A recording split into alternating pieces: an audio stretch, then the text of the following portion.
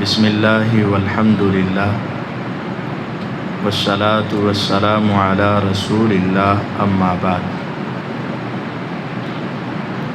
اللہم صلی علی محمد وعلی آل محمد کما صلیت علی ابراہیم وعلی آل ابراہیم انک حمید مجید اللہم بارک علی محمد وعلی آل محمد کما بارکت علی ابراہیم وعلی آل ابراہیم انک حمید مجید رب اشرح لی صدری ویسر لی امری واحلل عقدۃ من لسانی یفقہوا قولی واجعل لی وزیرا من اہلی۔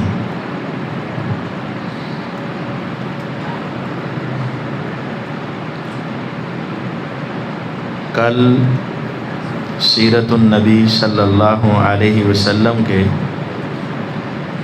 پہلے روز پیغمبر علیہ السلام کی عمومی شب و روز کی جو روٹین تھی بڑے اختصار کے ساتھ اس کو آپ کے سامنے رکھا گیا، اور آج رسول اکرم صلی اللہ علیہ وسلم کی خلقی اور خلقی صفات میں چند صفات کا تذکرہ کیا جائے گا۔ ہمارے معاشرے میں بہت سارے افراد ایسے ہوتے ہیں جو بظاہر دیکھنے میں انتہائی خوبصورت ہوتے ہیں، لیکن جب ان سے گفتگو کی جاتی ہے، بات چیت ہوتی ہے اور ان کے اخلاق اور کردار کا پتہ چلتا ہے تو وہ زہر ہی اگلتے ہیں اور انسان اس سے پریشان ہو جاتا ہے۔ اور بہت سارے افراد ایسے بھی ہوتے ہیں جن کا ظاہری وجود جو ہے وہ خوبصورت نہیں ہوتا، لیکن ان کے افعال، اخلاق اور ان کی عادات انتہائی خوبصورت ہوتی ہیں۔ اور بہت کم ہیں ایسے افراد کہ جن کو اللہ تعالیٰ نے دونوں خوبیوں سے نوازا ہو کہ ان کے ظاہر کو دیکھا جائے تو خوبصورتی کی انتہا ہو، اور ان کے باطن کو دیکھا جائے تو وہ اس سے بھی زیادہ خوبصورت ہوں۔ اور اگر دونوں خوبیوں میں اگر کمال کسی کو حاصل تھا تو وہ جناب محمد الرسول اللہ صلی اللہ علیہ وسلم کو تھا۔ اللہ تعالیٰ نے آپ کو پیدا کیا تو انتہا درجے کے خوبصورت، اور آپ کو صفات بخشی تو انتہا درجے کی اعلیٰ صفات۔ اب ہم خلقی صفات تو اپنا نہیں سکتے، لیکن خلقی صفات جو ہیں وہ ہم سب ہی اپنا سکتے ہیں۔ بڑے اختصار کے ساتھ پیغمبر علیہ السلام کی خلقی صفات بیان کر کے خلقی جو عادات اور آپ کی صفات ہیں ان کا تذکرہ کیا جائے گا، اور ہر شخص اپنا اپنا جائزہ لے۔ اگر ہمارے اندر وہ صفات موجود ہیں تو اللہ کا شکر ادا کریں، اور اگر نہیں ہیں تو اللہ تعالیٰ سے دعا بھی کریں اور ان کو پیدا کرنے کی کوشش بھی کیجیے۔ نبی کریم صلی اللہ علیہ وسلم کا مجموعی وجود جو ہے وہ سیدنا ابراہیم علیہ السلام کے مشابہ تھا۔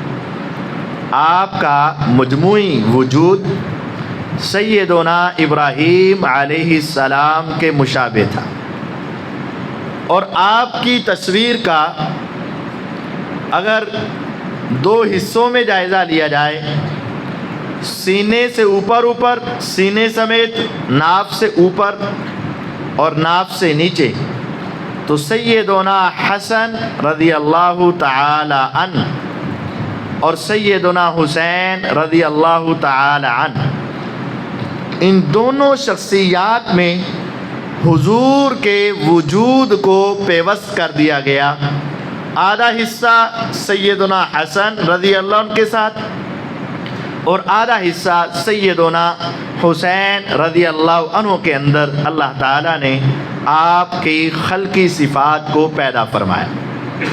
سیدنا انس رضی اللہ تعالی عنہ فرمایا کرتے تھے کہ رسول اللہ صلی اللہ علیہ وسلم کے جسم مبارک کو میں نے چھوا تو میں نے ریشم کی ہر قسم کو چھوا، باریک ریشم، موٹے ریشم، ہر قسم کے ریشم کو میں نے اپنے ہاتھ سے چھو رکھا تھا، لیکن جب میں نے حضور کے ہاتھ کو دبا کر دیکھا تو اللہ کی قسم میرے آقا کے ہاتھ ہر قسم کے ریشم سے زیادہ نرم تھے، اور آپ کی ہتھیلیاں ذرا بھاری تھیں، موٹی موٹی، قدم مبارک بھارے موٹے موٹے، اور آپ کا سر مبارک بڑا جو خوبصورت لگے، اور آپ کا چہرہ۔ برا بن عازب رضی اللہ عنہ سے پوچھا گیا کہ آپ کا چہرہ کیسا تھا، تو آپ نے فرمایا مثل القمر، آپ کا چہرہ تو چاند کی مانند تھا۔ اور ایک صحابی سے پوچھا گیا کیا رسول اللہ صلی اللہ علیہ وسلم کا چہرہ تلوار کی طرح چمکدار اور لمبا تھا؟ انہوں نے فرمایا نہیں، بل مثل الشمس والقمر، میرے آقا کا چہرہ سورج اور چاند کی طرح چمکدار تھا، مدورتاً، لیکن گول بھی تھا، لمبا نہیں تھا، اور آپ کا رنگ نہ تو اتنا سفید کہ پھل بہری لگے اور نہ ہی گندمی کہ سیاہ لگے، بلکہ آپ کا رنگ سیدنا علی المرتضی رضی اللہ عنہ فرماتے تھے کہ گلابی گلابی آپ کا کلر تھا، آپ کا چہرہ گلابی رنگ کا، سورج اور چاند کی مانند، اور آپ کے ہونٹ بڑے تھے، یعنی آپ کا منہ ذرا کھلا تھا، اور آپ کی ناک بہت خوبصورت اور نوکدار، اور آپ کی آنکھیں، صحابی انس رضی اللہ عنہ فرماتے ہیں کہ بڑی بڑی انڈے کی طرح بیضوی شکل، اور علی رضی اللہ عنہ فرماتے ہیں کہ آپ کی آنکھوں میں سرخ ڈورے تھے اور آپ کی پلکیں لمبی لمبی تھیں۔ نبی کریم صلی اللہ علیہ وسلم کے یہ پورا وجود انتہا درجے کا خوبصورت، اور پورے وجود کے اندر سے آپ سے خوشبو آیا کرتی تھی۔ سیدہ ام سلیم رضی اللہ تعالی عنہا، سیدنا انس رضی اللہ عنہ کی والدہ، حضور ان کے گھر میں گئے، دوپہر ہوئی، آپ سو گئے، گرمی کا موسم تھا، پسینہ آنے لگا۔ ام سلیم رضی اللہ عنہ کے پاس چاندی کی ایک ڈبیا تھی، اور وہ اس ڈبیا کے اندر حضور کے پسینے کے قطرات کو سمیٹنے لگیں۔ آپ کی اچانک آنکھ کھلی، پوچھا ام سلیم یہ کیا؟ کہا حضور ہم نے عنبر کو بھی دیکھا ہے، کستوری کو بھی سونگھا ہے، لیکن آپ کے پسینے سے زیادہ خوشبو کہیں نظر نہیں آئی، ہم نے آپ کے پسینے کو بطور خوشبو سنبھال رہے ہیں اور ہم اس کو خوشبو کے طور پر استعمال کرتے ہیں۔ نبی کریم صلی اللہ علیہ وسلم کو اللہ تعالیٰ نے ہر قسم کی اعلیٰ صفات سے نواز رکھا تھا۔ آپ کا قد نہ تو بہت لمبا اور نہ ہی بہت چھوٹا، اور آپ کے بال نہ بہت گنگریالے اور نہ بہت سیدھے، بلکہ ہلکے ہلکے کرو کے ساتھ آپ کے بال تھے۔ ہر قسم کی خوبی آپ کے اندر پائی جاتی تھی۔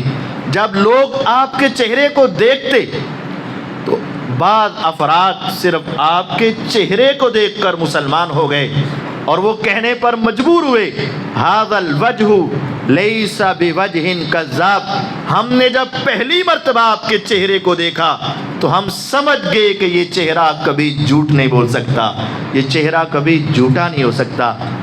اسی لیے شاعر اسلام مداح نبی صلی اللہ علیہ وسلم سیدنا حسان بن ثابت رضی اللہ عنہ یہ کہنے پر مجبور ہوئے، وَأَحْسَنَ مِنْكَ لَمْ تَرَ قَطُّ عَيْنِي وَأَجْمَلَ مِنْكَ لَمْ تَلِدِ النِّسَاء خُلِقْتَ مُبَرَّأً مِنْ كُلِّ عَيْبٍ كَأَنَّكَ قَدْ خُلِقْتَ كَمَا تَشَاءُ، تجھ سے زیادہ حسین کبھی میری آنکھ نے دیکھا ہی نہیں، تجھ سے زیادہ جمیل کبھی کسی ماں نے جانا ہی نہیں۔ محسوس تو یوں ہوتا ہے کہ آپ رب سے کہتے گئے اور آپ کو رب پیدا کرتے گئے، آپ کے ایک بھی حصے میں رب نے کوئی کمی نہیں چھوڑی، کوئی کمی نہیں چھوڑی۔ یہ تو آپ کی ذاتی خلقی صفات تھیں جو رب تعالیٰ کی مرضی سے پیدا ہوئیں، لیکن پھر اللہ تعالیٰ نے آپ کو ایسی صفات کا جامع اور مرکب بنایا کہ انسانیت میں اس کی صفات بے نظیر ہیں اور آپ کی پوری کاپی تو مشکل ہے، لیکن کچھ کچھ صفات تو ہم اپنا سکتے ہیں۔ جب حسن آیا، خوبصورتی آئی، اللہ تعالیٰ نے آپ کو یہ ساری نعمتوں سے نوازا، لیکن اس کے باوجود آپ کے اندر تواضع بہت تھی، عاجزی، انکساری بہت زیادہ۔ آپ نے کبھی بھی فخر، ریا، تکبر، بڑائی یہ نہیں پیدا کی۔ ہمارے ہاں تھوڑا سا عہدہ مل جائے تو ماتھے پر آنکھیں آ جاتی ہیں، تھوڑا سا حسن مل جائے نزاکت آ جاتی ہے، تھوڑی سی صفات آ جائیں تو انسان کو انسان ہی نہیں سمجھتا۔ لیکن آپ ان تمام صفات کے باوجود اور سارے نبیوں کے سردار ہونے کے باوجود کیفیت یہ ہے، صحابہ فرماتے ہیں کہ ہم بیٹھے ہوتے، نبی کریم صلی اللہ علیہ وسلم بھی ہمارے درمیان ایسے ہی بیٹھے ہوتے، آنے والا اجنبی آتا اور آ کر پوچھتا ایکم محمد صلی اللہ علیہ وسلم، ذرا بتاؤ تم میں محمد صلی اللہ علیہ وسلم کون ہے؟ اب غور کریں، اب ہمارا کوئی بڑا آ جائے، کوئی گورنر، کوئی چودھری، کوئی سردار، کوئی تھوڑا سا عہدے دار، تو کیا وہ عام آدمیوں کے ساتھ بیٹھنے کے لیے تیار ہوگا؟ لیکن آپ سارے نبیوں کے امام، انا سید ولد آدم، پوری انسانیت کا میں سردار محمد صلی اللہ علیہ وسلم، لیکن فرمایا ولا فخر، فخر کوئی نہیں۔ اور آپ کی عاجزی اور انکساری کی انتہا یہ تھی، عام صحابہ کے درمیان ہی بیٹھے ہوتے، کسی کو محسوس ہی نہیں ہوتا کہ محمد صلی اللہ علیہ وسلم کون۔ بدر کی جنگ کے لیے صحابہ نکلے نا تو سواریاں کم تھیں، تین آدمیوں کے حصے میں ایک اونٹ آیا کہ ایک مرتبہ ایک چڑھے گا، دو پیدل چلیں گے، پھر دوسرا سواری پر بیٹھے گا اور دو پیدل چلیں گے۔ نبی کریم صلی اللہ علیہ وسلم بھی عام صحابہ کی طرح تیسرے حصے میں ایک اونٹ کو لے کر چلنے لگے۔ اب دو صحابی کہنے لگے حضور آپ کی مہربانی، صرف آپ سوار رہیں، سارا سفر ہم پیدل چلیں گے۔ آپ نے فرمایا تم مجھ سے زیادہ طاقتور نہیں ہو، میں تم سے کمزور نہیں ہوں، اور تمہیں مجھ سے زیادہ ثواب کی ضرورت نہیں، نیکی سمیٹنے میں بھی آیا ہوں۔ جس طرح ایک عام مجاہد پیدل چلے گا، اس طرح میں محمد صلی اللہ علیہ وسلم بھی اپنی باری میں پیدل چلوں گا۔ کیا کوئی ایسا آج کوئی سردار ایسا ہے، آج کوئی مالدار ایسا ہے، آج کوئی دنیا کا حکمران ایسا ہے جیسے محمد الرسول اللہ صلی اللہ علیہ وسلم تھے؟ آپ آج غور کریں، کوئی بھی بڑا انسان جب چلتا ہے اس کے دائیں بائیں لوگ ہوتے ہیں، سارے پیچھے پیچھے ہوتے ہیں اور وہ سب سے اگلی لائن میں چل رہا ہوتا ہے، اور ایسا چلنے سے بسا اوقات انسان میں فخر اور غرور بھی آ جاتا ہے۔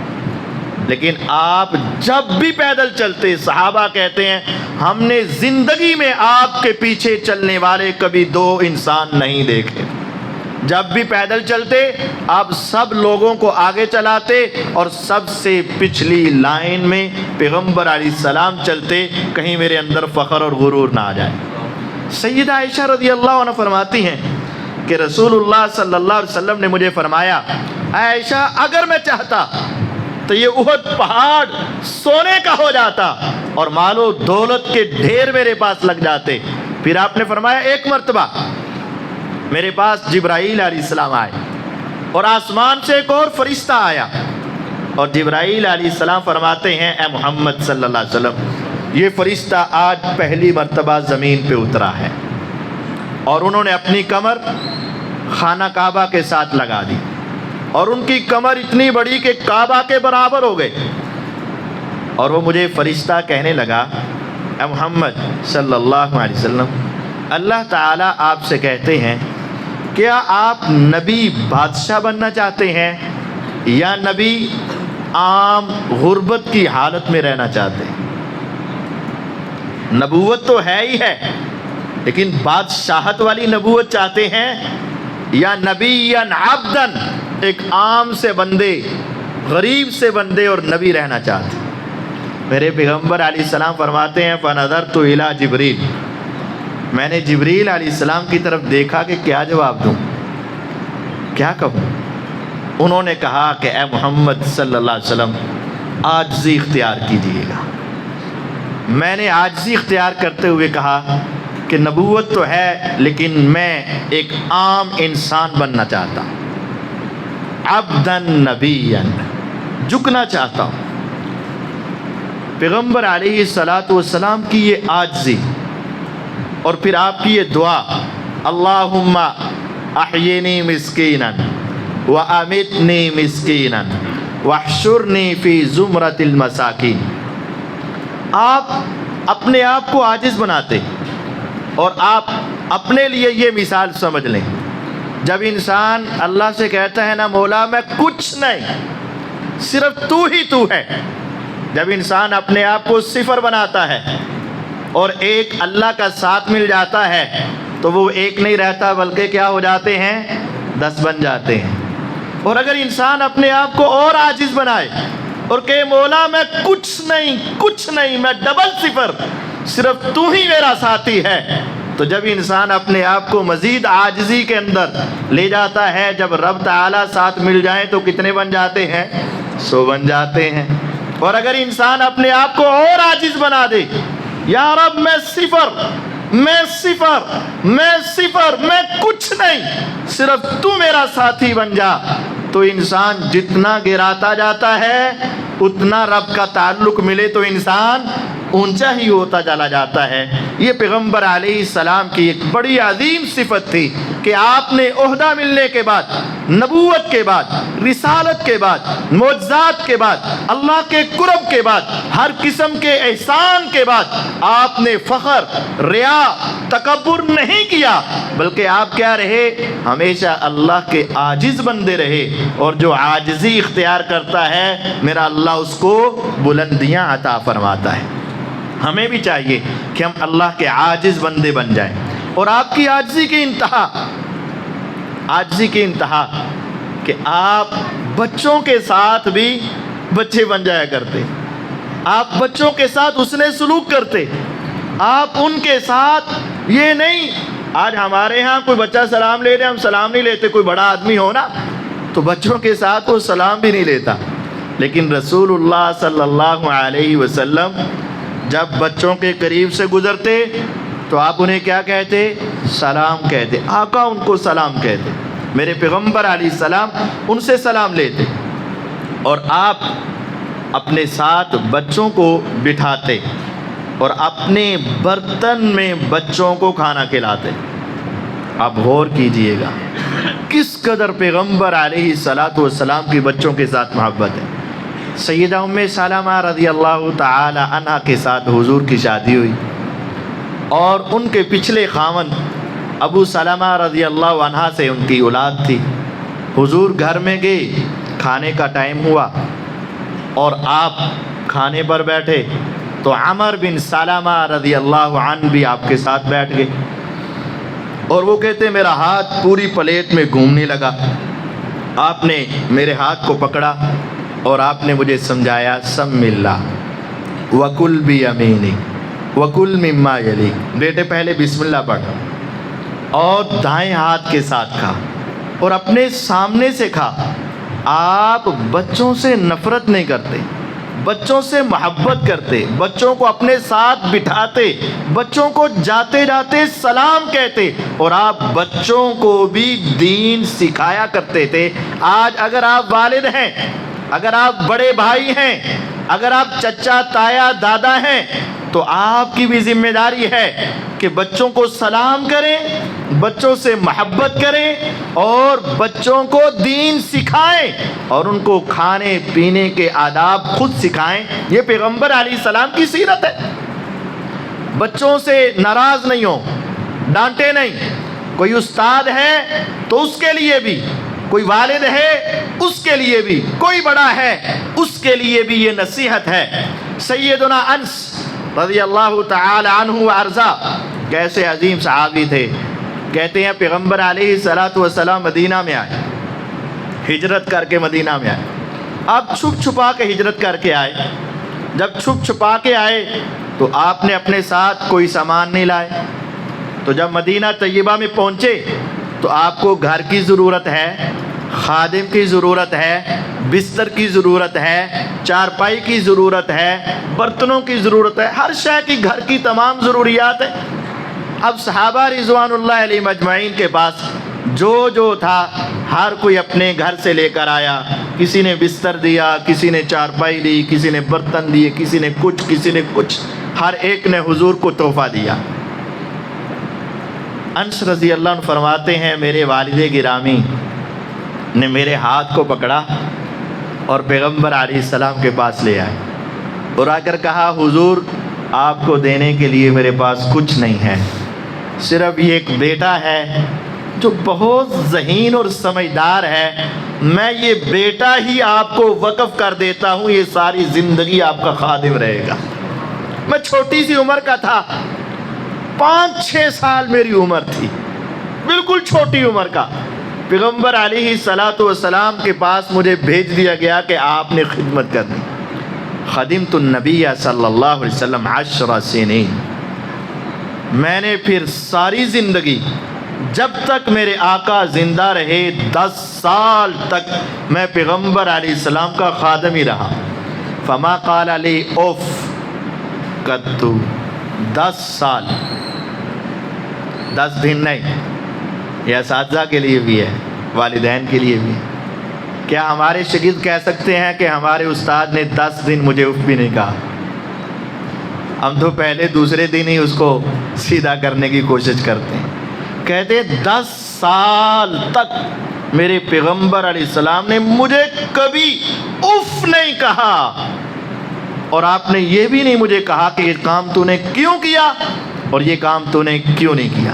ایک دن ایسا بھی ہوا، مجھے پیغمبر علیہ السلام نے مجھے کسی کام کے لیے بھیجا کہ جاؤ یہ کام کر کے آؤ۔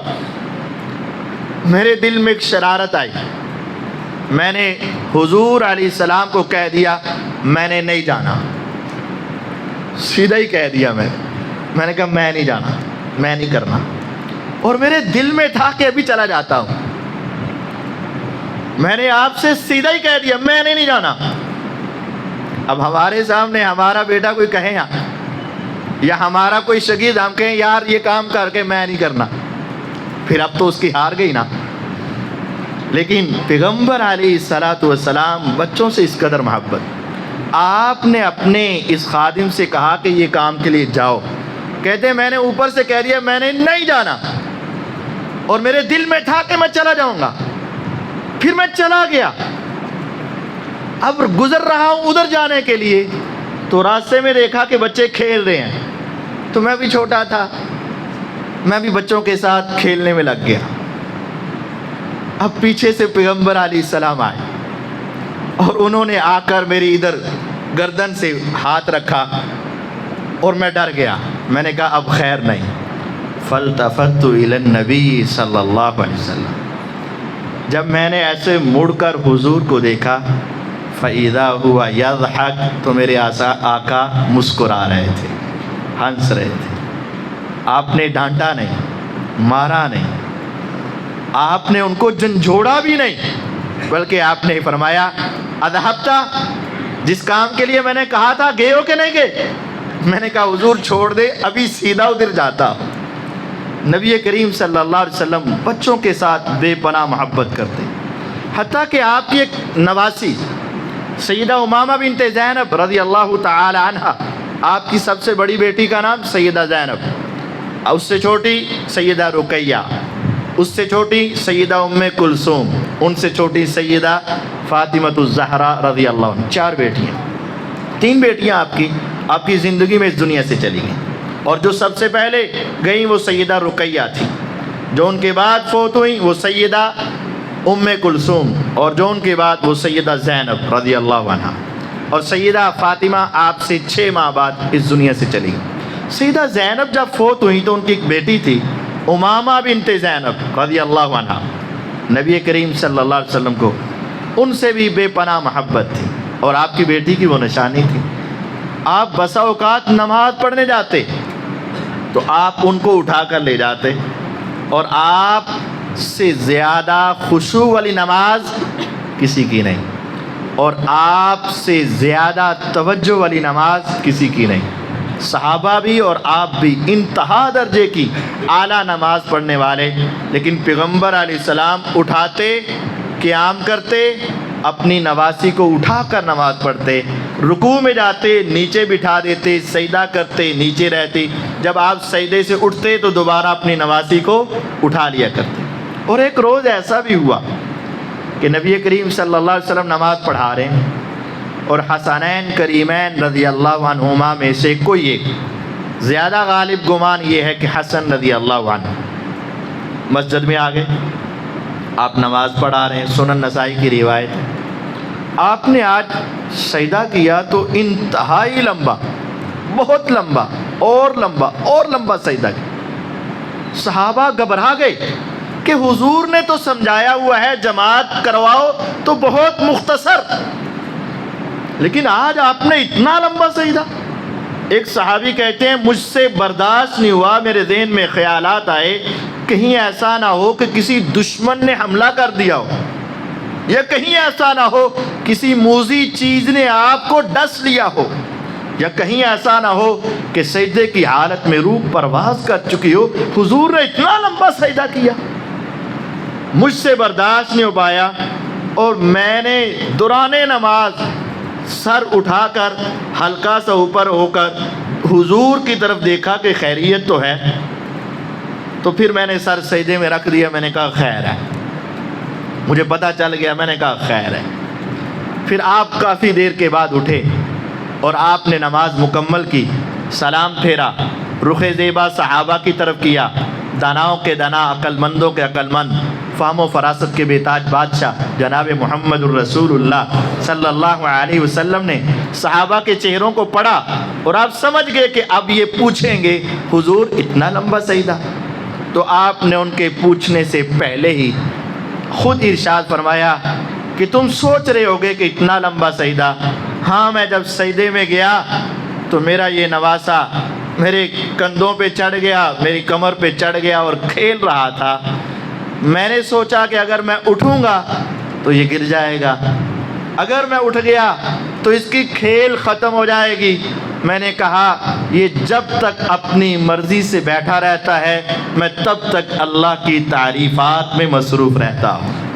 آپ بچوں سے بے پناہ محبت کرتے، ہمیں بھی اپنے گھر میں بچوں کے ساتھ، سب بچوں کے ساتھ محبت اور پیار کے ساتھ رہنا چاہیے۔ نبی کریم صلی اللہ علیہ وسلم نے بچوں کو مارنے کا صرف ایک موقع پر حکم دیا، صرف ایک موقع پر، اور وہ کب ہے؟ جب بچہ 10 سال کا ہو گیا اور نماز نہیں پڑھی۔ ہم باقی سارے کاموں پہ مار دیتے ہیں لیکن نماز کے اوپر ہماری توجہ نہیں۔ اپنی اولاد کی تربیت کے لیے ان کے خیال رکھیں اور عام حالت میں ان کے ساتھ بے پناہ محبت کریں۔ پیغمبر علیہ الصلاۃ والسلام کی ایک صفت کہ آپ غریبوں سے بڑی محبت کرتے تھے۔ ہماری یاریوں کا، ہماری دوستیوں کا، ہمارے تعلقات کا یہی محور ہوتا ہے کہ بڑے سے بڑے اور بڑے سے بڑے سے ہمارا تعلق ہو جائے، اور جب بڑے سے تعلق ہوتا ہے تو ہم بڑے خوش ہو جاتے ہیں۔ لیکن یقین جانیے نبی کریم صلی اللہ علیہ وسلم کو بڑوں سے تعلق رکھنے کی عادت ہی نہیں۔ بڑے بڑے امیر صحابہ آپ سب سے محبت کرتے تھے، لیکن جب آپ نے کہا کہ اگر تم مجھے تلاش کرنا چاہو، مسجد نبوی میں دیکھو نہیں مل رہا، گھروں سے پوچھو نہیں مل رہا، تو پھر میرے ملنے کی جگہ کیا ہے؟ فی ضعفائکم، اگر تم نے مجھے تلاش کرنا ہے کسی سے پوچھ لینا غریبوں کی مجلس کہاں لگی ہے، وہاں چل آنا، میں محمد صلی اللہ علیہ وسلم تمہیں ان کے درمیان مل جاؤں گا۔ آپ نے یہ نہیں کہا چودھریوں کے ڈیرے پر، بڑوں کے ہاؤس میں، یا فلاں بادشاہوں کے پاس یا وزیروں کے پاس، نہیں، آپ نے فرمایا مجھے کہاں تلاش کرنا؟ کمزوروں میں۔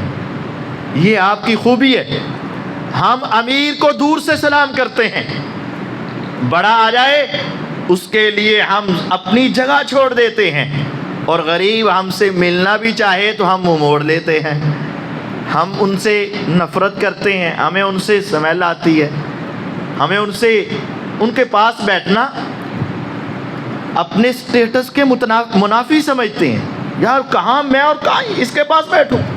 آپ نے فرمایا اگر تم نے مجھے تلاش کرنا ہو کہیں نہ ملو تو ایک جگہ ضرور ہے، ابغونی فی ضعفائکم، تم مجھے اپنے کمزوروں میں تلاش کر لیا کرو۔ اور حضور کمزوروں کے ساتھ بڑی محبت کرتے۔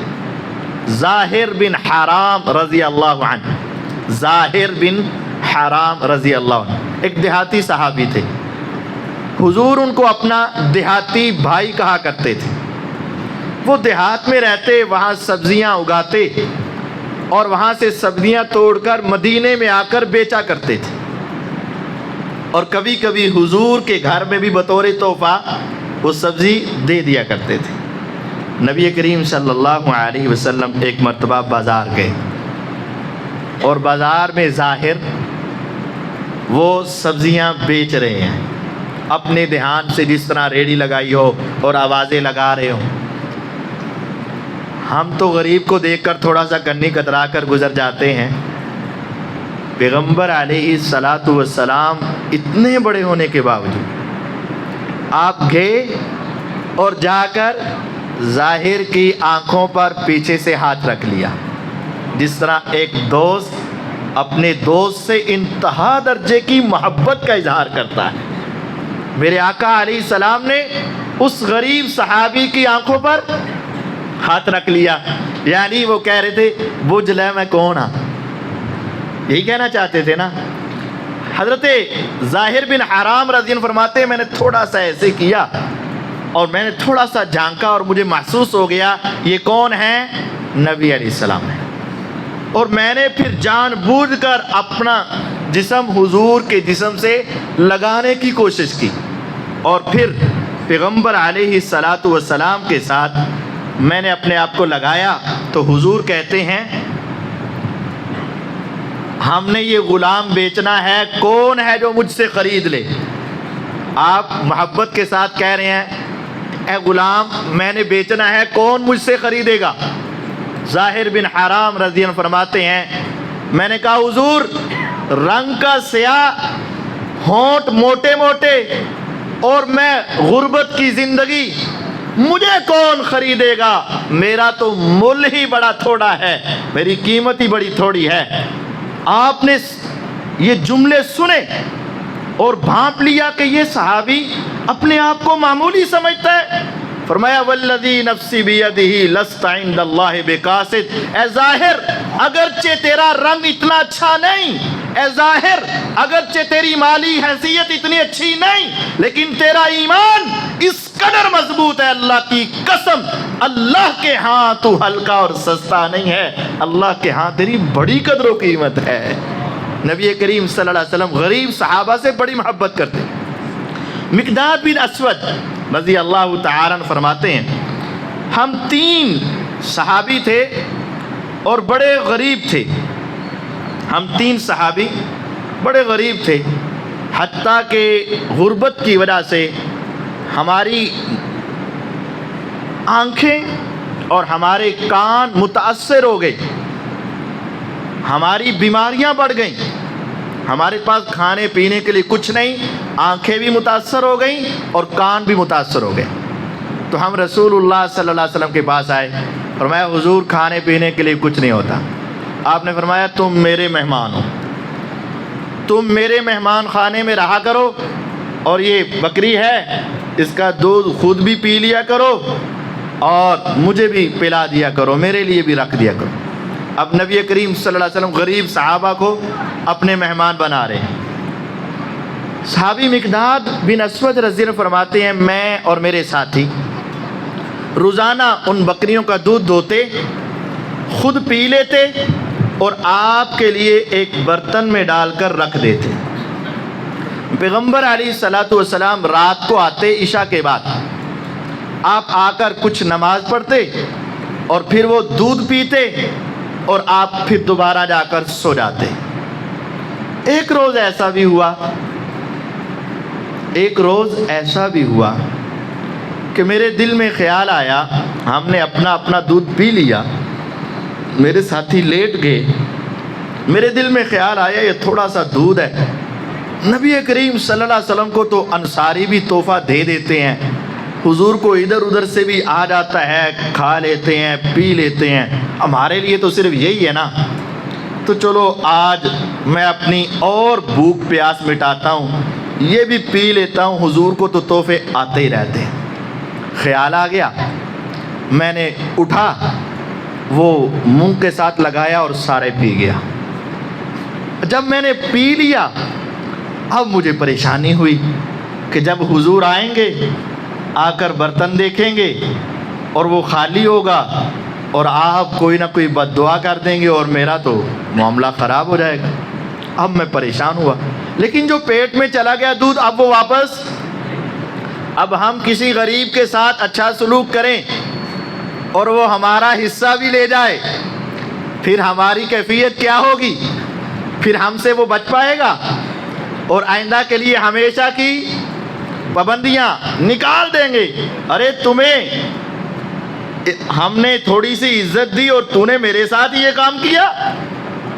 اب کہتے میں پریشان، میرے دونوں ساتھی سو گئے، لیکن اب مجھے نیند نہیں آ رہی، میں پریشان ہوں، کیا کروں؟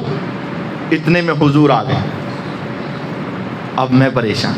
نبی کریم صلی اللہ علیہ وسلم نے 2 رکعت پڑھی، 2 رکعت پڑھ کے آپ اٹھے اور آپ نے برتن کو دیکھا تو وہ خالی۔ اب میں نا چھپ کے حضور کو دیکھ رہا ہوں، حضور سمجھ رہے ہیں یہ سب سوئے ہیں، لیکن مجھے نیند کہاں آئے؟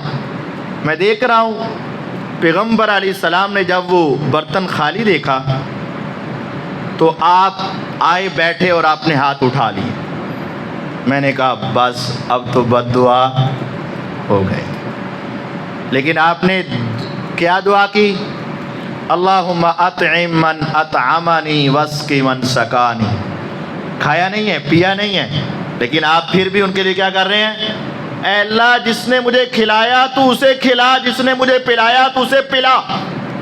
اب مقداد رضی اللہ عنہ فرماتے ہیں میرے دل میں خیال آیا کیوں نہ ایسا ہو میں جلدی سے جاؤں اور جا کر ایک جانور کو، ایک بکری کو ذبح کر دوں اور اس کا گوشت جلدی سے پکا کر حضور کے سامنے لا دوں اور آپ کو کھلا دوں اور وہ دعا مجھے مل جائے۔ حضور کی بکریاں پہلے دودھ پی لیا اور اب کیا سوچا؟ اب میں بکری کو بھی۔ اب میں چپکے سے آرام سے اٹھا، چادر لی، برتن پکڑا اور میں بکریوں کے پاس گیا اور میں نے کیا دیکھا کہ ان کے حوانے دودھ سے بھرے ہوئے ہیں۔ میں نے جا کر جلدی سے دودھ دھویا، برتن کے اندر میں نے دودھ ڈالا، برتن بھر گیا۔ میں پیغمبر علیہ السلام کے پاس آیا اور میں نے حضور کو دودھ پیش کر دیا۔ آپ کہنے لگے مقداد آج تم نے دودھ نہیں پیا، اپنا حصہ نہیں پیا۔ اب میں خاموش اور میں نے کہا حضور آپ پئیں۔ آپ نے مجھ سے پھر پوچھا، میں نے کچھ نہیں جو، میں نے کہا حضور آپ پئیں۔ آپ نے پیا، پھر آپ نے مجھے دیا، میں نے پھر آپ کو دے دیا، حضور آپ اور پئیں۔ آپ نے اور پیا۔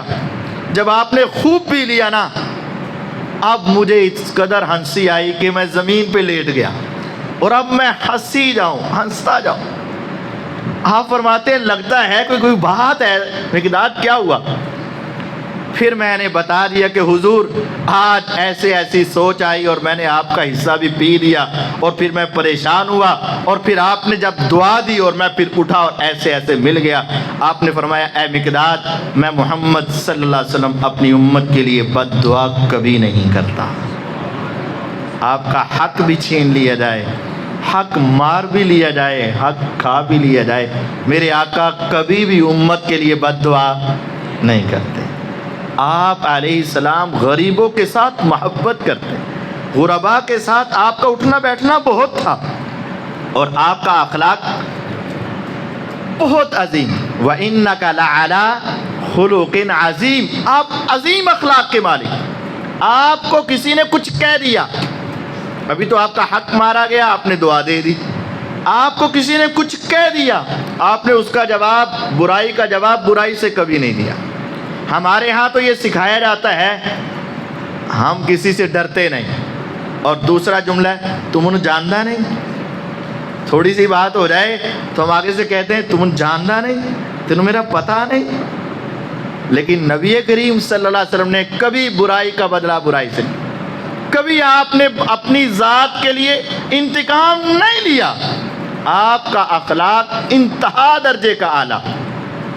ایک مرتبہ نبی کریم صلی اللہ علیہ وسلم نے جہاد پر جانا ہے تو سواریاں کم ہو گئی. آپ نے ایک شخص سے ادھار ایک اونٹ لے لیا, جہاد پہ چلے گئے. ابھی واپس آئے اور آ کر اس کا اونٹ واپس کرنا تھا, جو اس سے تاریخ طے ہوئی تھی وہ وقت نہیں آیا تھا. تو وہ شخص جلدی آ گیا اور آ کر اس نے بڑی بدتمیزی کی. آپ کی گردن میں چادر ڈالی اور زور سے کھینچا, حتیٰ کہ آپ کی گردن مبارک پہ اس چادر کے کھینچنے کی وجہ سے نشانات پڑ گئے. صحابہ جلدی سے اٹھے اور اس کو پکڑنے لگے کہ اس نے پیغمبر علیہ الصلوۃ والسلام کے ساتھ بدتمیزی کی ہے. آپ نے فرمایا دعوہ, چھوڑ دو کچھ نہ کہو. فإن لصاحب الحق مقالہ, جس نے اپنا حق لینا ہوتا ہے وہ کوئی بات کر ہی دیتا ہے. اس کا اونٹ واپس کرو. اب یہاں رکیے گا, ہمارے ہاں بھی ادھار دیتے ہیں نا, جب ادھار واپس لینا ہو تو منتیں کرنی پڑتی ہیں, ترلے لینے پڑتے ہیں, مجبوریاں بتانی پڑتی ہیں, ہاتھ جوڑنے پڑتے ہیں, پھر بھی مشکل سے ادھار واپس آتا ہے. اب اس نے ادھار دیا حضور کو, واپس لینے آیا اور بدتمیزی کی. صحابہ اس کو پکڑنے لگے تو آپ نے فرمایا چھوڑ دو, حق والا بات کر ہی لیتا ہے, اس کا اونٹ دے دو اس کو. اب جتنی عمر کا اس کا اونٹ تھا, صحابہ نے کہا اللہ کے رسول صلی اللہ علیہ وسلم, اس کا اونٹ جس عمر کا تھا 3 یا 4 سال کا, کسی کے پاس اتنا ہی عمر کا اونٹ نہیں ہے, اس سے بڑی عمر کا اونٹ ہے, 5-6 سال والا اونٹ ہے. آپ نے فرمایا ردوہ, وہ بڑا اونٹ ہی واپس کر دو. فإن خياركم أحسنكم قضاء, تم میں سب سے بہتر وہ ہے جو ادائیگی کے اعتبار سے سب سے اچھا ہو. ہمارے ہاں اگر کوئی ہم سے تھوڑی سی اونچ نیچ کر دے, ہم آگے سے کیا کہتے ہیں, لے سکنا تو لے کے وہاں. ہم یہ کہتے ہیں اب لے سکتے ہو تو لے لو, میں تمہیں آرام سے دے رہا ہوں, تم آگے سے بات کر رہے ہو, لے سکنا تو لے, جو کر سکنا کر لیں. نہیں, نبی کریم صلی اللہ علیہ وسلم کا یہ اخلاق نہیں تھا, آپ کی یہ تربیت نہیں. آپ نے ہمیں یہ نہیں سکھایا کہ جو تم سے برا کرے تم اس سے برا کرو, نہیں, بلکہ آپ کی کیفیت تو یہ ہے. غزوہ حنین ہوا, غزوہ حنین, ایک صحابی کہتے ہیں میں نے جوتا پہنا ہوا ہے اور جوتا بڑا بھاری ہے, وزنی ہے, موٹا سا جوتا پہنا, ڈبل سول, اور رش تھا. رسول اللہ صلی اللہ علیہ وسلم کے قریب جانے کا شوق بھی تھا. رش کی وجہ سے اچانک ایسے ہوا کہ میرا پاؤں پیغمبر علیہ الصلوۃ والسلام کے پاؤں کے اوپر آ گیا. اب آپ غور کیجئے گا, کہ اگر عام تم کبھی نماز پڑھتے ہو، بعض لوگوں سے یہ غلطی ہو جاتی ہے کہ وہ پاؤں پر پاؤں چڑھا دیتے ہیں، غلط ہے، لیکن اس کی وجہ سے کتنی تکلیف ہوتی ہے. پاؤں پر پاؤں چڑھ جائے تو کتنی تکلیف ہوتی ہے. نبی کریم صلی اللہ علیہ وسلم کے پاؤں پر میرا پاؤں آیا اور اس پاؤں کے اوپر بڑے سول والا جوتا بھی تھا. آپ کو بہت تکلیف ہوئی.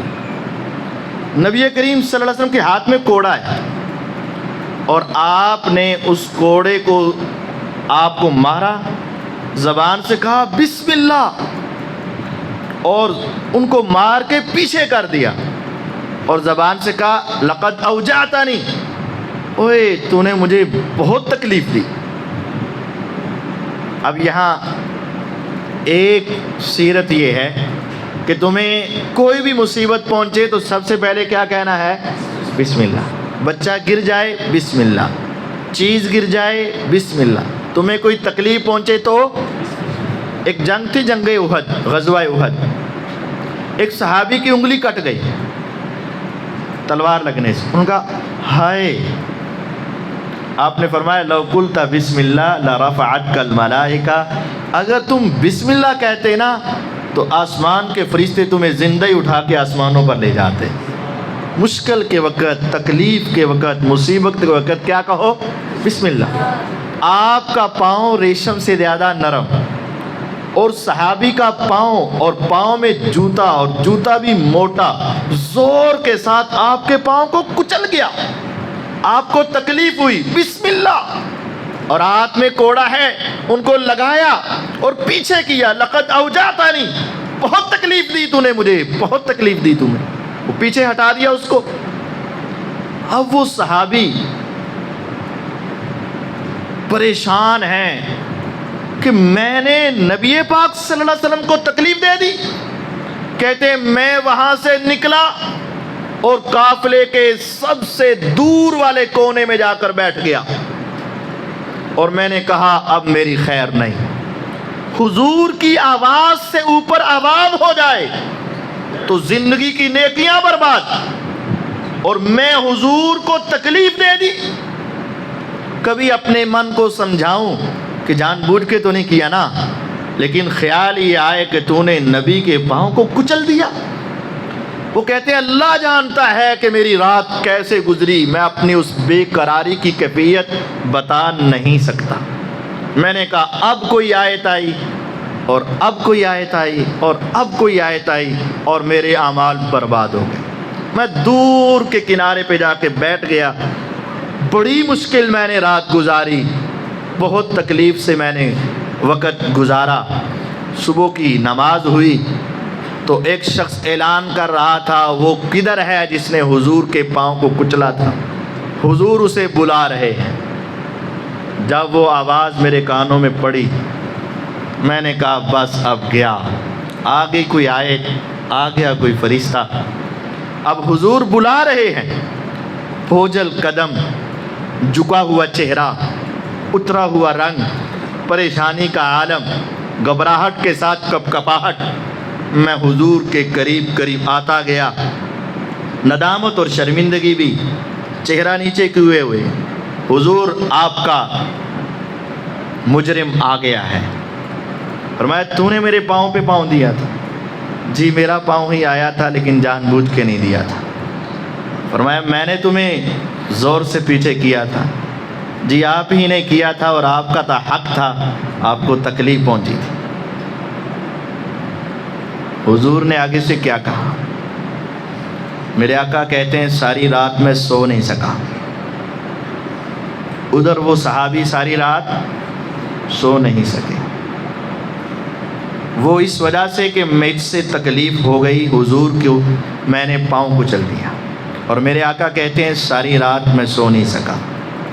اور میں سوچ رہا تھا قصور تیرا تو نہیں تھا، اچانک پاؤں آ گیا، لیکن میں نے لگتا ہے زور سے تمہیں پیچھے کیا، تمہیں پتہ نہیں کتنی تکلیف ہوئی ہوگی. میں ساری رات سوچتا رہا. اب ایسا کر، یہ میرے پاس 80 دمبیاں ہیں، 80 نعجہ، یہ 80 دمبیاں لے کر میں محمد کو معاف کر دے صلی اللہ علیہ وسلم۔ کیا ایسا اخلاق بھی کسی کا ہوگا؟ ہم کسی کو تکلیف دیتے ہیں، آگے سے کہتے ہیں انا ہے تو تین نظر نہیں آتا۔ تکلیف بھی ہم دیتے ہیں اور آواز بھی ہم کستے ہیں، تکلیف بھی ہم دیتے ہیں اور مجرم بھی سامنے والے کو ٹھہراتے ہیں، تکلیف بھی ہم دیتے ہیں اور قصوروار بھی سامنے والا ہوتا ہے۔ لیکن آپ کا اخلاق کیا تھا کہ ایک صحابی ہیں وہ اپنے تئیں ڈر رہے ہیں اور میرے آقا ہیں کہ اپنے تئیں پریشان ہو رہے ہیں۔ آپ غور کیجئے گا، 80 دمبیاں، ایک جانور آج دیکھ لیں ذرا کتنے کا ہوگا۔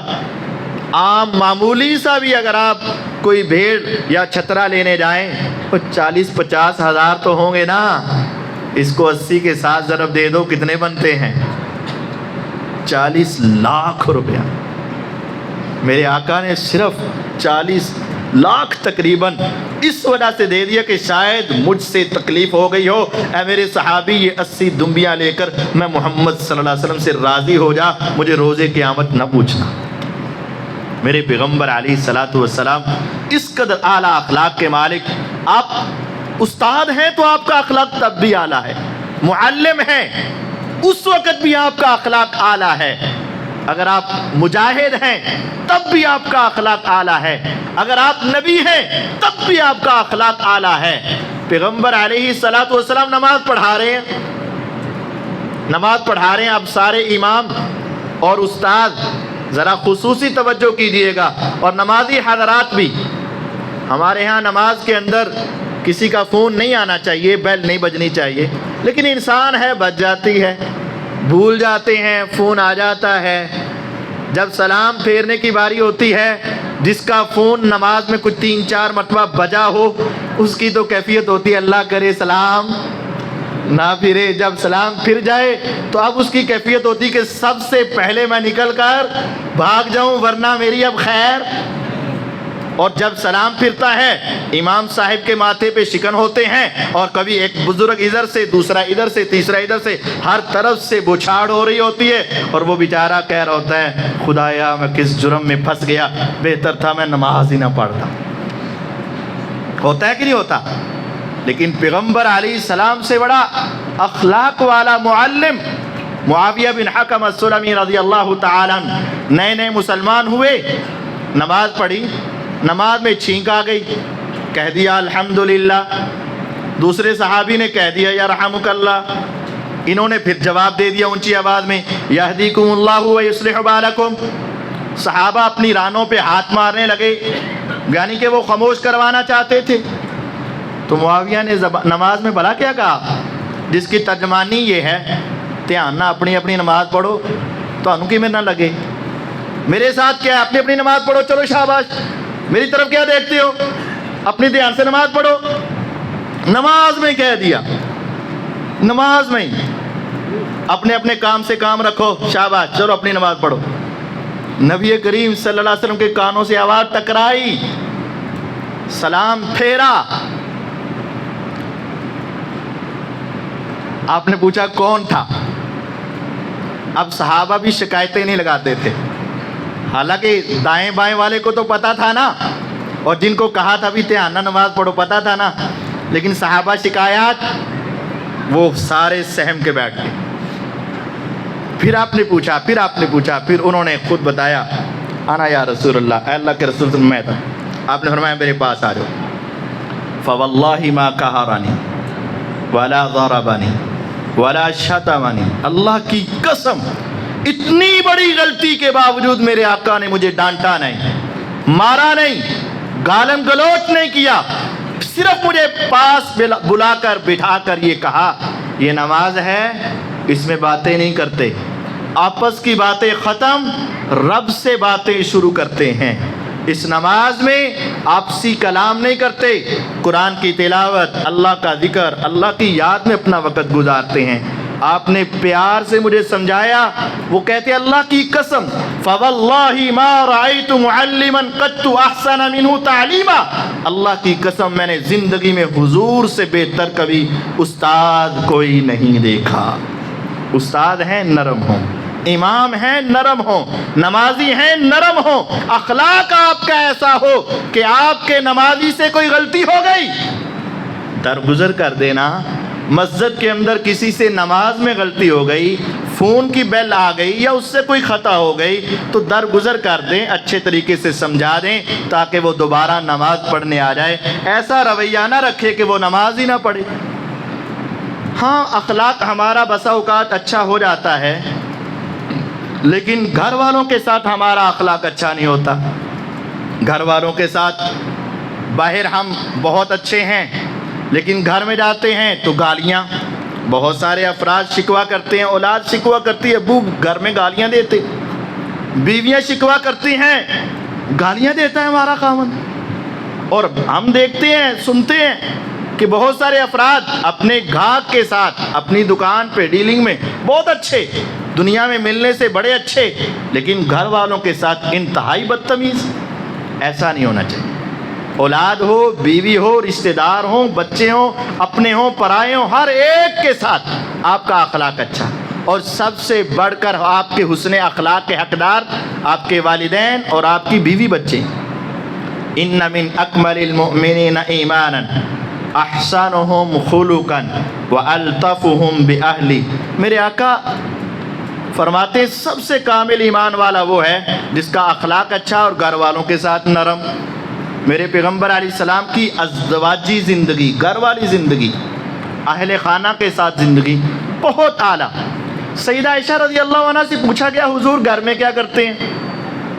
کان فی محنت اہلی، فرمایا جب گھر آ جاتے نا سب تکلفات ختم۔ اگر گھر والے سبزی بنا رہے ہیں تو حضور پاس بیٹھ کے سبزی بنانا شروع کر دیتے، گھر کے کام کاج میں مصروف ہو جاتے۔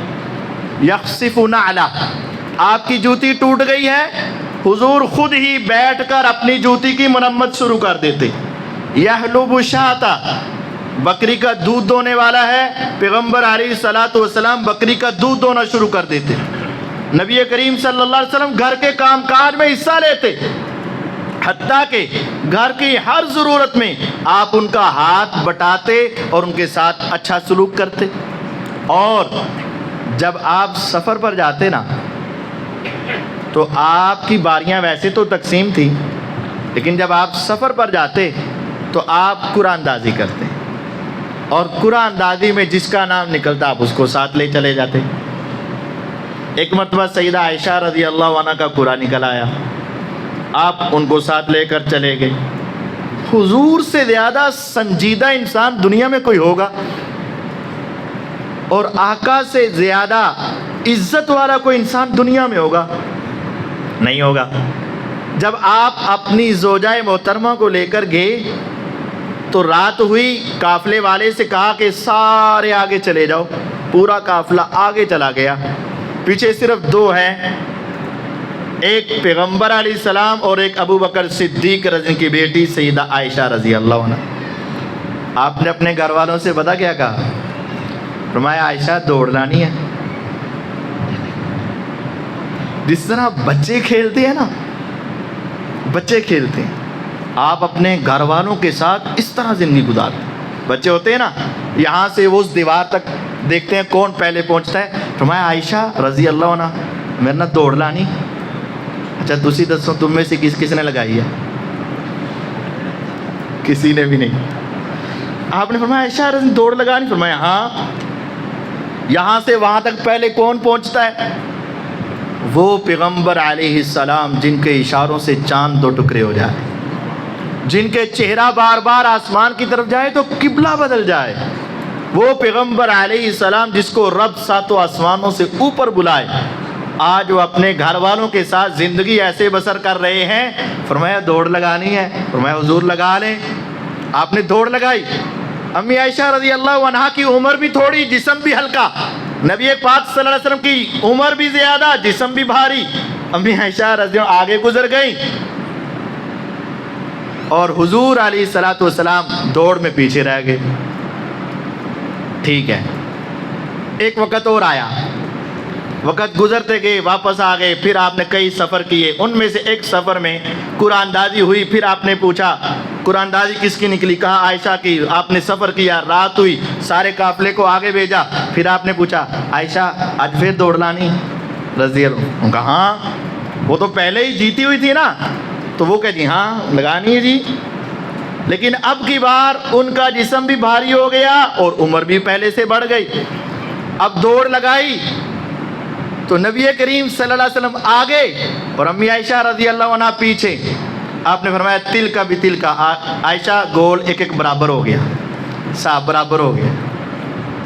آپ اپنے گھر والوں کے ساتھ محبت، پیار، الفت اور ان کے ساتھ اس طرح رہتے. آپ یہ نہیں کہتے میں نبی، میں پیغمبر، میں نبیوں کا سردار، بس چہرے پر سلوٹے، زبان پہ سختی. نہیں نہیں نہیں، آپ اپنے گھر والوں کے ساتھ انتہائی نرم مزاج رہتے تھے اور ہمیں بھی یہی حکم دیا گیا. نبی کریم صلی اللہ علیہ وسلم سخاوت کرتے تو انتہا درجے کی. آپ کی سخاوت انتہا درجے کی. کبھی بھی آپ نے اپنے ہاتھ کو روک کر نہیں رکھا. جس نے جو مانگا آپ نے دیتے گئے. ایک مرتبہ آپ کے پاس پہننے کے لیے زیادہ کپڑے نہیں، ایک ہی لباس ہے اور وہ بھی گھس گیا، پرانا ہو گیا. ایک صحابیہ نے خوبصورت قمیض بنائی اور اس کے اوپر کڑھائی بھی کی اور وہ کرتا لا کر حضور کو تحفے میں دے دیا. اور آپ کو ضرورت تھی، آپ نے لے لیا، آپ نے اسے پہن بھی لیا. اب ایک صحابی نے دیکھا تو کہا واہ واہ، اتنا پیارا، اتنا خوبصورت، حضور یہ مجھے دے دیں. سوچے آپ کے پاس اور کپڑے نہیں ہیں، صرف ایک ہی تھا اور نیا لباس آیا، پہلی مرتبہ پہنا اور کہنے والے نے کہا واہ واہ اتنا پیارا، یہ مجھے ہی دے دیں. آپ گھر گئے، وہ اتارا، پھر دوبارہ پرانا پہن لیا اور آپ نے یہ دے دیا. صحابہ کہنے لگے یار تو نے اچھا نہیں کیا، تجھے پتہ بھی ہے کہ حضور کے پاس یہ اب ایک نیا جوڑا آیا اور تو نے وہ بھی مانگ لیا. وہ کہنے لگے خوبصورتی تو اپنی جگہ پر، میرے دل میں خیال آیا تھا کہ یہ حضور کے جسم سے چمٹ گیا ہے، کاش یہ کپڑا مجھے مل جائے اور میں سنبھال کے رکھ لوں اور یہ میرا کفن بن جائے اور میری نجات ہو جائے. میں نے تو اس لیے لیا ہے. پھر انہوں نے اس کو سنبھال کے رکھا اور جب فوت ہوئے تو انہیں اسی کرتے کے اندر کفن دے دیا گیا. اللہ، حضور نے کبھی سخاوت سے دریغ نہیں کیا. حنین کی جنگ سے واپس آ رہے تھے، حنین کی جنگ سے آپ نے صحابہ کو دیے بہت مال. صفوان بن امیہ رضی اللہ عنہ کو 100 اونٹ دیا، پھر 100 اونٹ دیا، پھر 100 اونٹ، 300 اونٹ دیے. نئے نئے مسلمانوں کو 300 اونٹ دیے. جو بھی آ رہا ہے آپ دیتے جا رہے، آ رہا ہے دیتے جا رہے. اب لوگ مانگنے کے لیے آپ کے پیچھے پڑ گئے. آپ پیچھے ہٹتے ہٹتے ہٹتے ہٹتے ایک بیری کے ساتھ جا لگے جس کے اوپر کانٹے لگے ہوئے تھے. آپ کی چادر اس سے اٹک گئی. پھر آپ نے کہا میری چادر تو دے دو، اللہ کی قسم اگر میرے پاس ان کانٹوں کے برابر بھی اونٹ ہوتے میں سارے تمہیں تقسیم کر دیتا اور اپنے گھر میں ایک بھی اونٹ نہ لے کر جاتا. ایک شخص آیا اور آ کر کہنے لگا حضور مجھے بکریاں دے دے. فرمایا ان 2 پہاڑوں کے درمیان جتنی بکریاں ہیں جاؤ ساری لے جاؤ، میں نے تمہیں اللہ کے نام پر عطا کر دی. وہ جلدی سے گیا اپنی قوم کے پاس. فرمایا کہنے لگا لوگو اسلمو، مسلمان ہو جاؤ. محمد صلی اللہ علیہ وسلم مال بڑا دیتے ہیں، وہ مال کی پرواہ نہیں کرتے ہیں، ان کو کبھی غربت کا ڈر نہیں. فرزدق شاعر تھا، وہ کہتا ہے کہ پیغمبر علیہ الصلوۃ والسلام نے اپنی زندگی میں لا تو صرف اسی وقت پڑھا جب آپ نے تشہد کے اندر اشہد ان لا الہ الا اللہ لولا لا فی التشہد، لولا لا فی التشہد، اگر لا کا لفظ تشہد میں نہ ہوتا فکان لاؤہ نعم، تو آپ کا لا زندگی میں ہوتا ہی نہ، ہمیشہ آپ نعم نام میں کہتے رہتے. بہت سخاوت کر، کبھی نہیں ڈرتے تھے. اور آپ کا زہد، دنیا سے بے رغبتی اس قدر زیادہ دنیا سے لا تعلقی اس قدر زیادہ کہ سارا کچھ ہونے کے باوجود سخاوت کر دیتے اور خود عام انسان اور بلکہ عام انسانوں سے بھی نیچے رہتے۔ نبی کریم صلی اللہ علیہ وسلم خندق کی جنگ میں صحابہ سے کہا کہ پتھر نکالو، خندق کھودو۔ صحابہ نے خندقیں کھودنی شروع کی تو ایک صحابی حضور کے پاس آئے اور آ کر کہا حضور کھانے کے لیے کچھ نہیں ہے، اور اپنے پیٹ سے پردہ اٹھا دیا اور آپ کو دکھایا کہ میں نے اپنی کمر کو سیدھا رکھنے کے لیے ایک پتھر باندھ رکھا ہے، اور اپنی طرف سے انہوں نے کہا کہ دیکھیں میری کیفیت کیا ہے۔ نبی کریم صلی اللہ علیہ وسلم نے تسلی دینے کے لیے، پہلے نہیں لیکن اب اس کو تسلی دینے کے لیے اپنے پیٹ سے بھی پردہ اٹھا کے دکھایا کہ تم نے ایک باندھ رکھا ہے، میں محمد صلی اللہ علیہ وسلم نے 2 یا 3 باندھ رکھے ہیں۔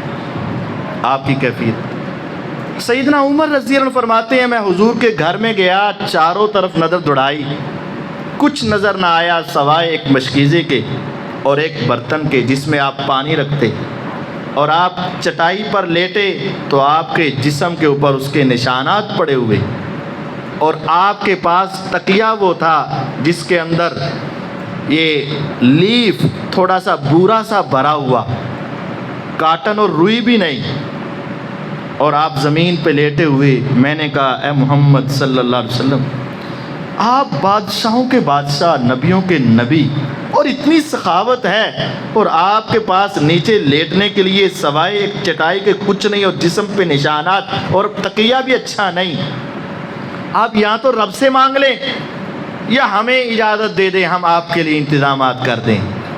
آپ نے فرمایا مالی والی دنیا، اے عمر مجھے دنیا کے ساتھ کیا سروکار، میرا دنیا کے ساتھ کیا تعلق، میری تو آخرت کے اوپر نگاہ ہے، اور میرا تعلق تو رب العالمین کے ساتھ ہے، اور میں ہمیشہ آخرت کو ترجیح دیتا ہوں، مجھے دنیا کے ساتھ کوئی تعلق۔ نبی کریم صلی اللہ علیہ وسلم کی صفات بہت زیادہ، لیکن 2 صفات 2-3 منٹ میں سنانا چاہتا ہوں۔ اور آپ اگرچہ صحابہ سے بہت اچھا انداز اپناتے، لیکن آپ کو آخرت کی فکر انتہا درجے کی ہوتی، ہمیشہ آپ کو آخرت کی فکر دامن گیر رہتی، کبھی بھی آپ آخرت سے بے فکر نہیں ہوئے۔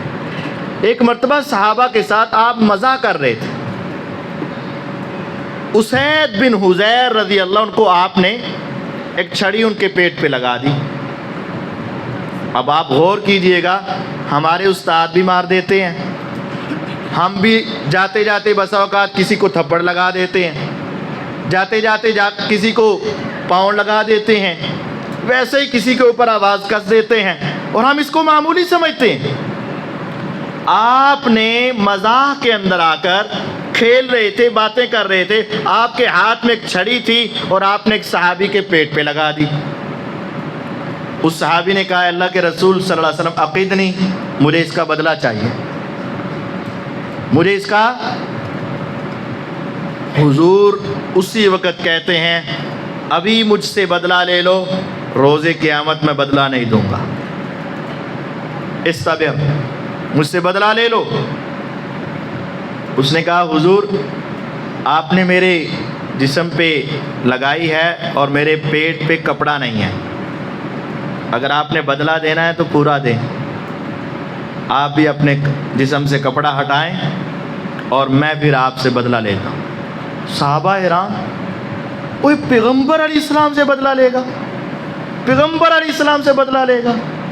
اس نے وہ اسی چھڑیوں کو پکڑا، حضور نے اپنے جسم سے اس کو کپڑے کو ہٹایا، وہ لے کر حضور کے قریب ہوئے، جب انتہائی قریب ہوئے تو چھڑی پھینک کر پیغمبر علیہ السلام کے جسم کے ساتھ چمٹ گئے اور کہنے لگے حضور بدلہ تو نہیں لینا تھا، میں نے چاہا کہ میرا جسم آپ کے جسم کے ساتھ لگ جائے تو شاید یہی میری نجات کا ذریعہ بن جائے۔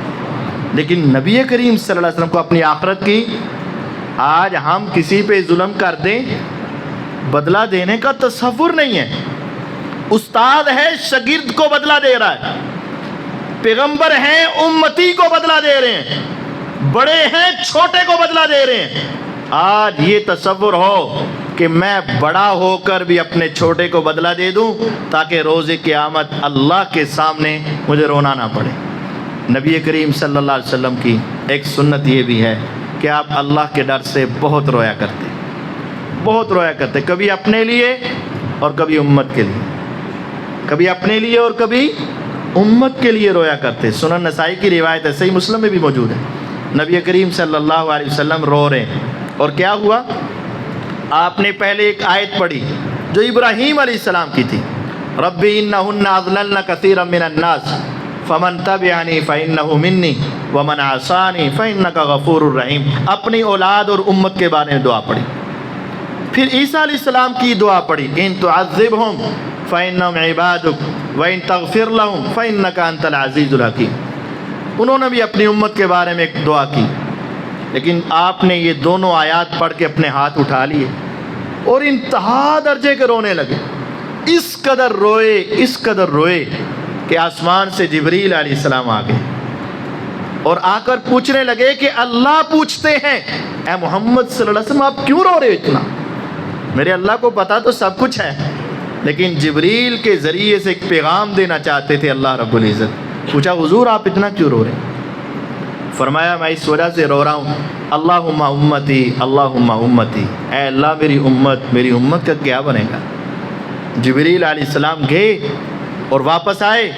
مختصر یہ ہے کہ جبریل علیہ السلام نے کہا کہ اللہ فرماتے ہیں پیغمبر علیہ السلام رونا بس کر دیں، سنرزیک فی امتی کا، آپ روز قیامت آ جانا، جو آپ کہتے جائیں گے رب آپ کی مانتا جائے گا، اللہ آپ کو راضی کر کے چھوڑ دے گا۔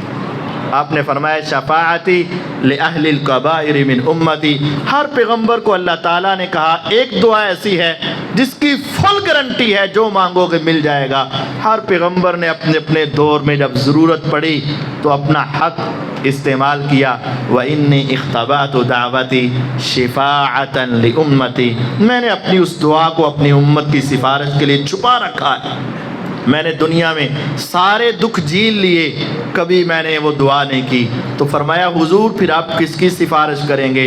فرمایا میری امت کے جو صغیرہ گناہوں والے ہوں گے ان کو تو رب نے ویسے ہی معاف کر دینا ہے، جو کبیرہ والے ہوں گے میں اپنی سفارش سے ان کبیرہ گناہوں والوں کو سفارش کر کے ان کو بھی معاف کروا دوں گا، لیکن شرط یہ ہے کہ ان کا عقیدہ توحید اور رسالت میں مضبوط ہو۔ سیدنا عبداللہ بن شخیر رضی اللہ عنہ فرماتے ہیں میں مسجد میں گیا، حضور نماز پڑھ رہے تھے، وفی صدرہ عزیز کا عزیز المرجل، مجھے آپ کے سینے سے آواز آئی اور وہ آواز آپ کی ہچکی کی تھی، آپ رو رہے تھے، وہو یصلی، نماز کے دوران آپ رو رہے تھے اور ایسے آواز آ رہی تھی جیسے ہنڈیا کے اندر پانی ابالے کھاتا ہے، اس طرح کی آواز آ رہی۔ پوچھا گیا حضور آپ کے چہرے بال سفید کیوں ہو گئے؟ آپ نے فرمایا شیبتنی ہود، مجھے سورت ہود نے بوڑھا کر دیا، مجھے سورت واقعہ نے بوڑھا کر دیا، مجھے سورت مرسلات نے بوڑھا کر دیا، مجھے سورت نبا نے بوڑھا کر دیا، اور جب میں اذا الشمس کورت پڑھتا ہوں تو مجھے اس غم نے بوڑھا کر دیا۔ پوچھا ابو بکر صدیق رضی اللہ عنہ حضور آپ کی یہ کیفیت کیوں ہے؟ فرمایا میں کیسے سکون سے بیٹھ جاؤں جبکہ میں نے دیکھ لیا ہے کہ سور پھونکنے والے فرشتے نے وہ سور اپنے منہ میں لے لیا ہے اور اپنے کان کو قیامت کے لیے اپنے رب کی طرف لگا دیا ہے، اس اللہ کے حکم کے لیے وہ سننے کے لیے تیار بیٹھا ہے، اور جہنم کی ہولناکیوں کو میں نے اپنی آنکھوں سے دیکھ لیا ہے۔ جب سے میں نے دیکھ لیا ہے اس کے بعد کبھی مجھے سکون نہیں آ رہا ہے۔ نبی کریم صلی اللہ علیہ وسلم کی زندگی ہمیں یہ سکھاتی ہے کہ ہم اپنے اندر عاجزی پیدا کریں، ہم اپنے اندر حسن اخلاق پیدا کریں، ہم اپنے اندر سادگی پیدا کریں، ہم بچوں سے حسن سلوک کریں، غریبوں سے حسن سلوک کریں، اپنے اہل خانہ سے حسن سلوک کریں، برائی کا بدلہ برائی سے نہ دیں، برائی کا بدلہ اچھائی سے دیں۔ ہم پیغمبر علیہ الصلاۃ والسلام کی طرح قرآن اور دین کے ساتھ تعلق جوڑیں اور ہم قرآن پڑھیں تو ہمیں اس کی سمجھ آئے، سورۃ مرسلات پڑھیں تو ہمیں پتہ چلے، واقعہ پڑھیں تو پتہ چلے، نبا پڑھیں تو پتہ چلے، ہود پڑھیں تو پتہ چلے، اور پھر ہمارے اندر بھی ایسی کیفیت ہو کہ ہماری آنکھیں بہہ پڑیں۔ اگر انسان یہ ساری صفات اپنانے کی کوشش کرے تو یقیناً کامیاب و کامران ہوگا۔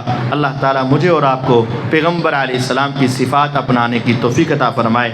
وآخر دعوانا ان الحمد للہ رب العالمین۔